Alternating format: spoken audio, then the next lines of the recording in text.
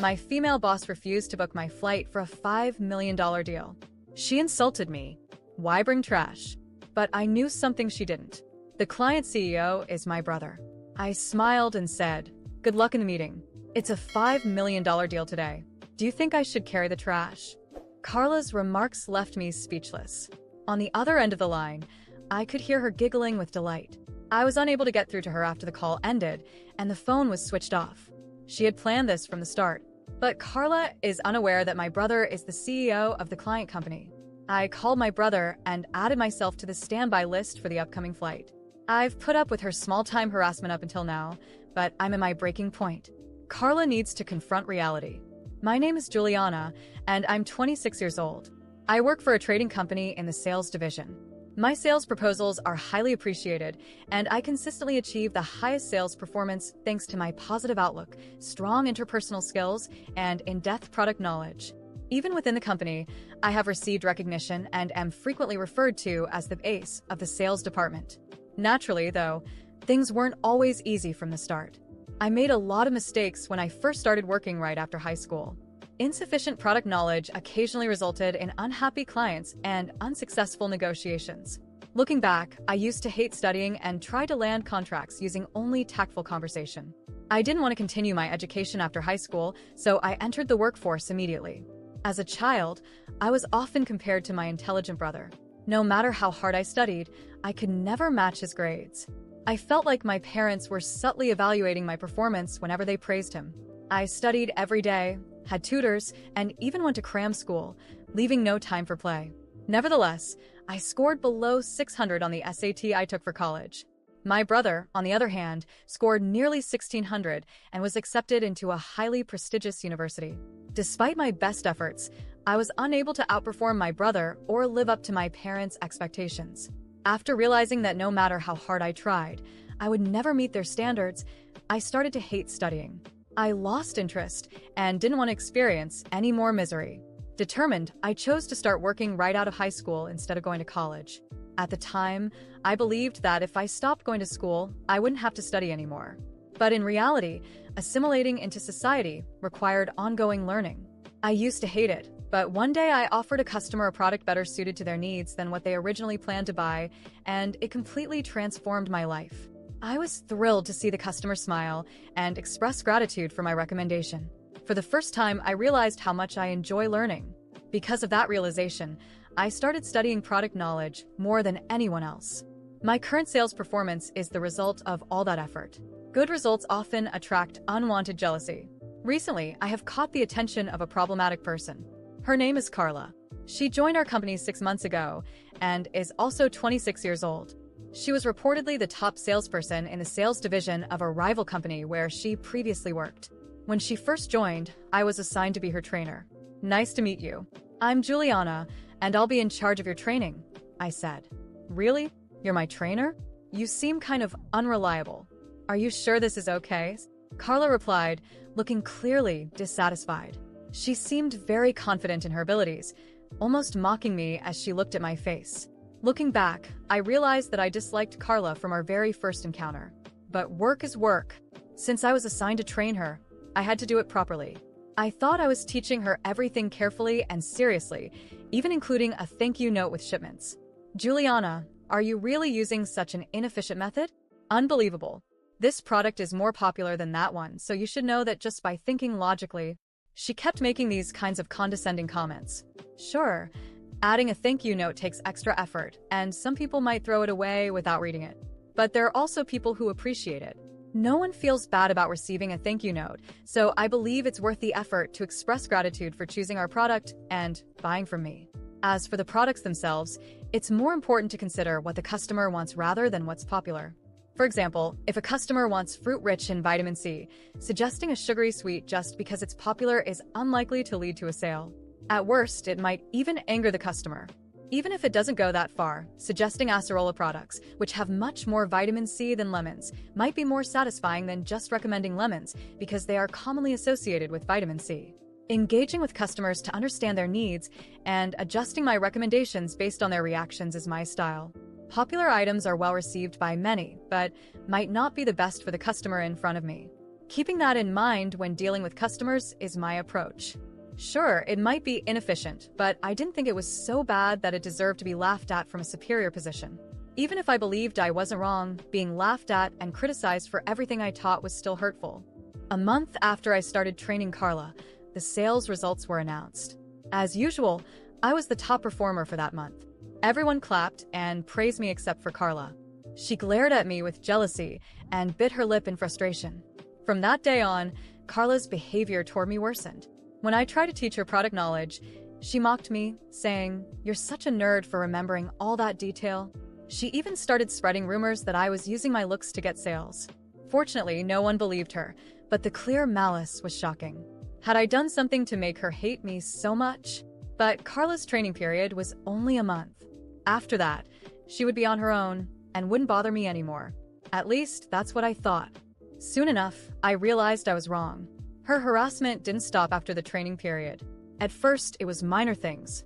My pen would disappear, or the sticky notes I left on my computer monitor would be gone. I thought I had just misplaced them or that they had blown away.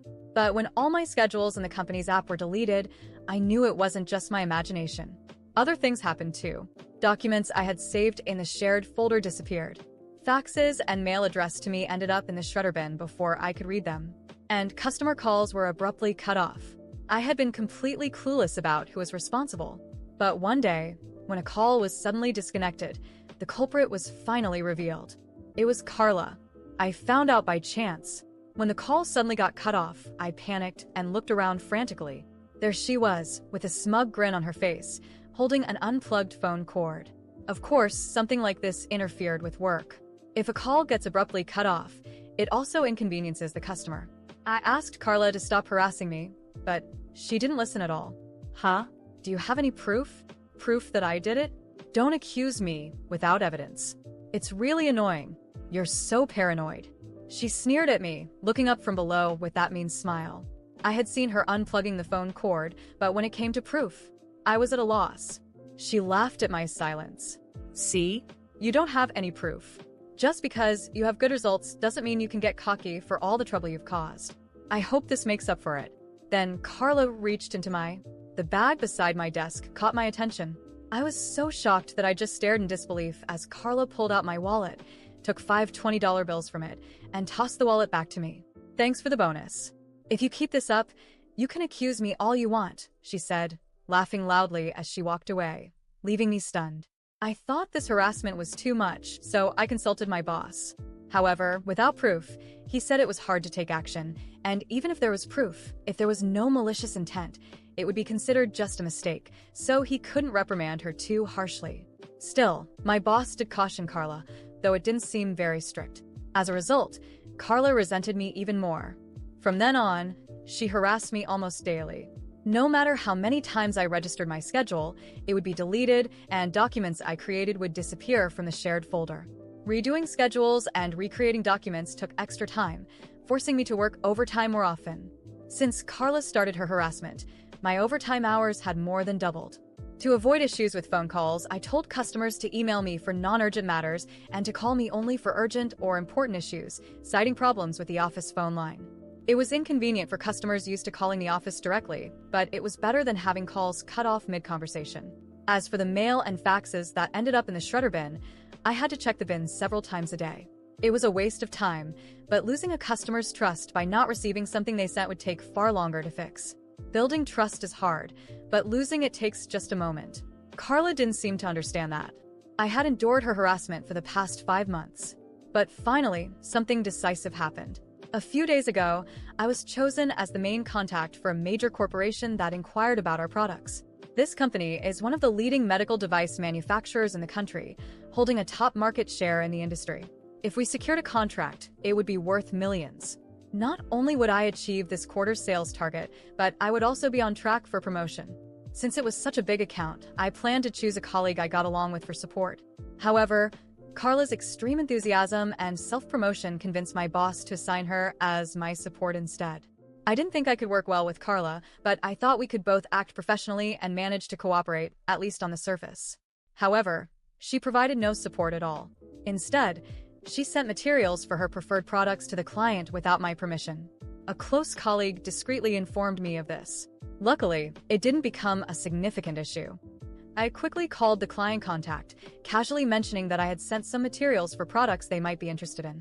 I briefly explained the differences between the product Carla sent and the one they inquired about, identifying the client's needs in the process and arranging a detailed discussion. Thanks to my colleague's help, Carla's premature actions didn't cause major problems, and the client was receptive.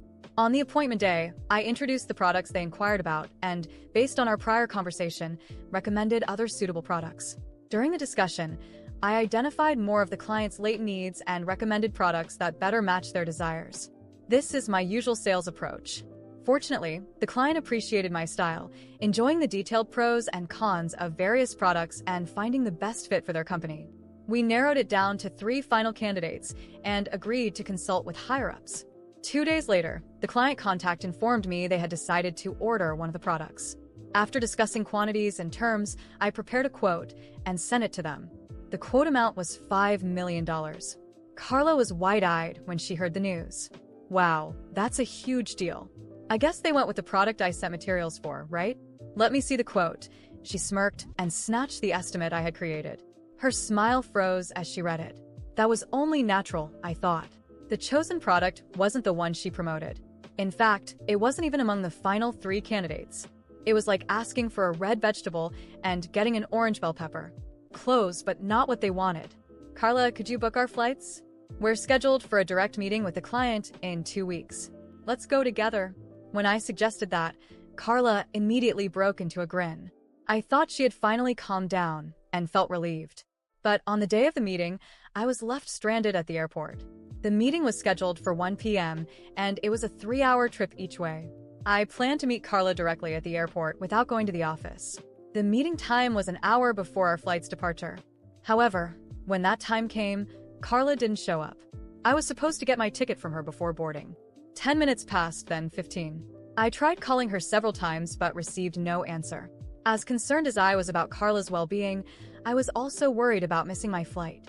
I headed to the counter, explained the situation, and asked if I could still board. That's when I discovered something shocking. My ticket hadn't been reserved. Only Carla's had been. With a pale face, I called Carla again. After several rings, she picked up. Sorry, I was busy with the boarding process and couldn't answer, Carla said nonchalantly. I confronted her immediately. Carla, they said there's no reservation under my name for this flight. What's going on? In my panic and anger, I couldn't help but raise my voice. But Carla just laughed, clearly enjoying herself. Today is about a $5 million deal. Should I bring trash along? Her words made my mind go blank. I could hear her gleeful laughter on the other end of the line before she hung up and turned off her phone, making it impossible to reach her. She had planned this from the start. But there was something Carla didn't know. The client company's CEO is my brother. I put myself on standby for the next flight and called my brother, Leonardo. Until now, I had tolerated Carla's petty harassment, but I couldn't take it anymore. It was time for her to face reality. Both the next flight and the one after that were fully booked, leaving me stranded at the airport. Finally, at 1 p.m., the scheduled meeting time, not even 15 minutes had passed when my phone rang. The caller ID displayed G. The call came much sooner than I expected. Suppressing my laughter, I answered. Hello. Where are you right now? We're at the airport, Carla said defensively. You should know exactly where I am, Carla. You didn't reserve my ticket. Carla was momentarily speechless. Just get here quickly. The client CEO says that if you don't come, the deal is off. Carla's panicked voice echoed through the phone. In the background, I could hear familiar voices speaking in tense tones. Then, a video call invitation appeared on my phone. My brother had likely instructed her to switch over as planned, and I accepted. Carla's pale face appeared on screen, turning even greener with shock when she saw who else was there, the CEO and manager. Why are both of you with that trash at the airports? Seeing Carla's confusion made me stifle my laughter. Why were they here? The reason was simple. I had called them. The company where I work is one of several founded by my great-grandfather. His company started in retail but has now evolved into a steel group encompassing numerous subsidiary companies. His company started in the retail sector but has now evolved into a steel group encompassing numerous subsidiary companies. From small businesses to multi-million-dollar government contracts, my family's empire has grown over generations, establishing itself as one of the most respected companies in the country. Of course, Carla had no idea about any of this. To her, I was just a lucky salesperson, an annoying competitor that needed to be eliminated at any cost. She thought that leaving me stranded at the airport was the final blow, the ultimate humiliation that would end my career for good. But what she didn't realize was that I had resources and connections beyond her imagination. When the video call was answered, Carla's expression changed instantly. Her face, once filled with malicious satisfaction, turned pale and tense upon seeing my brother sitting next to the company's manager. My brother looked at me with a subtle smile, fully aware of the situation. The manager, on the other hand, appeared uncomfortable, as if realizing he'd been misled by Carla in some way. I held back a smirk as Carla swallowed hard, trying to maintain her composure. "Juliana, I didn't know that you," she stammered, struggling to justify herself. "That my brother is the CEO? No, you didn't know. You were too busy thinking you were too smart to bother with details like that, weren't you?" I replied, keeping my voice calm but firm. Carla tried to force a smile, glancing around in search of an escape. My brother, always straightforward, was blunt. "Carla, why isn't Juliana here?" "She was supposed to be leading this meeting," he asked, his voice cold, the tone I knew well. It was the tone he used when he was about to cut someone off for good. Carla fumbled, mumbling weak excuses, saying something about last-minute issues and misunderstandings. But he wasn't buying it. None of us were. I knew full well he had already investigated the entire situation, and this call was just to see how far Carla would take her lies. "Misunderstanding?" he repeated, leaning forward. "So you're telling me it was an accident that Juliana's ticket wasn't booked? Because, honestly, it seems very convenient that only you managed to board while she was left behind." Carla began to sweat. I could see her mind racing to come up with a convincing excuse, but it was too late. She was cornered, and the panic on her face was evident. The client's manager cleared his throat, clearly uncomfortable, and looked at Carla with a stern expression. "Had I known Juliana wouldn't be present, we would have rescheduled. Our final decision was based on her work, not the materials you sent earlier, Carla. By the way, it didn't make a good impression to receive products we didn't ask for." That was the breaking point. Carla tried to argue, but all she could do was mumble nonsense. The humiliation was written all over her face, and I knew she felt the judgmental stares in that room. "Juliana, can you get here to resolve this?" my brother asked, clearly impatient. "The next flight is fully booked, but I'm on the standby list. I should arrive late this afternoon," I responded, holding back my laughter. He nodded, casting one final look at Carla. "In the meantime, we have a lot to discuss." The message was clear. Carla was about to lose everything. As soon as the call ended, Carla bolted out of the room, probably trying to find a way to salvage the situation. But I knew there was no way out for her. I took a deep breath and prepared for what was coming next. I knew that by the time I arrived at the company, I would be the center of attention. Everyone would be talking about what happened, about how Carla had tried to sabotage me and ended up exposing herself in the worst possible way. When I finally boarded the afternoon flight, my thoughts were racing. I wondered how Carla had managed to get away with her petty schemes for so long without being stopped. For months, she tormented me, tried to destroy my reputation, made me work overtime, and even made me doubt myself. But now, everything was about to change. Upon arriving at the client's headquarters, I was immediately greeted by my brother and the manager. The atmosphere was tense, and it didn't take long for Carla to reappear, now with a look of utter desperation. She tried to meet my eyes, but quickly looked away, ashamed. My brother wasted no time and got straight to the point. "Carla, we're ending our partnership with you. We appreciate your time, but we cannot trust someone who tries to sabotage their colleagues. Juliana is the one responsible for this contract, and we have full confidence in her." It was a direct hit. Carla opened her mouth to protest, but he raised his hand, cutting her off. "There's nothing more to discuss. The company needs people committed to results, not childish games. You can pack your things and leave." Watching Carla walk out of that room, defeated and humiliated, was a relief I didn't know I needed so badly. After months of tension, I was finally free of her toxic presence. She had tried to bring me down, but in the end, it was her own arrogance that destroyed her. Once Carla was gone, the manager turned to me with a relieved smile. "Juliana, I apologize for any inconvenience. We want to continue this partnership with you." I simply smiled and nodded. After everything, I knew this was just the beginning of a new chapter, one where no one would try to belittle me again. After Carla was exposed in front of everyone, I felt a momentary relief, but I knew it wasn't enough. The damage she had caused me over the past months couldn't be erased just by her getting fired. I needed to make sure she never had the chance to harm anyone else the way she had harmed me. She thought she could get away with it, but I was just getting started. In the following days, the entire company was buzzing about what had happened. Every time I walked through the halls, I could feel the curious stares and hear the hushed whispers. Some colleagues discreetly congratulated me for finally getting rid of her, while others, probably those who feared Carla or were complicit in her actions, avoided eye contact. I, however, held my head high. I knew I had won, but there was still a bitter taste in my mouth. She had wasted my precious time, jeopardized my work, and almost tarnished my reputation. I couldn't let it go without consequences. The day after her dismissal, Carla tried to contact me. At first, she sent vague messages, as if nothing had happened. "Can we talk?" And it was all a big misunderstanding. When I ignored them, her messages turned bitter. "You set me up, didn't you? And this isn't over, Juliana." I laughed, deleting every single one of them. She still didn't understand that she had lost. The real revenge, however, started when I decided to expose everything she had done within the company.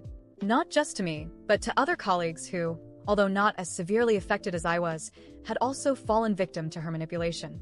With the support of HR and my brother, who already had a clear understanding of the situation, I gathered every suspicious email, every client complaint about receiving incorrect information, and most importantly, every record of her attempts to sabotage my work. The evidence was compiled into a detailed report, and when I presented it to the executives, it became clear that Carla wasn't just incompetent. She was a liability to any workplace. What happened next was even more satisfying than I had expected. The company decided to file a lawsuit against her for professional misconduct and reputational damage, claiming that her actions had resulted in financial losses due to wasted time and the need to redo affected contracts. Her name was placed on an industry-wide watch list, meaning that even if she tried to apply to another company in the same sector, she would have a hard time finding a new opportunity. But I wasn't done yet. I reached out to some contacts in other companies to discreetly warn them about Carla. The corporate world can be small, and soon enough, everyone was aware of her toxic reputation. Doors started closing for her one by one. A few months later, I heard rumors that she was desperately trying to work in a completely different field, struggling to escape the bad reputation she had built for herself. Meanwhile, my professional life took a completely different turn. My hard work was finally being recognized on a larger scale. I was promoted to a leadership position, exactly what Carla had tried so hard to prevent. Now, not only did I have more decision-making power, but I also had the responsibility of ensuring that situations like this never happened in the company again. My first move was to implement stricter internal security measures to prevent sabotage like the one I had endured. One afternoon, while reviewing reports, I received a notification from an unknown number on my phone. It was Carla, of course. She was trying a different approach, pleading for a chance to explain. "Please, Juliana, I have no other options. I know I messed up, but please help me. I need a recommendation for a job." I stared at the screen for a few seconds, remembering all the times I had to redo my work because of her, the humiliations she had tried to put me through, and the long nights spent fixing her mess. The only reply I sent was short and direct. "Good luck dealing with the trash you created yourself." I deleted the message without waiting for a response. Life moved on, and so did I. I learned that no matter how hard some people try to bring you down, true victory comes from persistence and intelligence. Carla was just a stumbling block, but in the end, it was her who tripped and fell. And me? I moved forward, stronger, more prepared, and, above all, with no fear of facing whatever challenges lay ahead.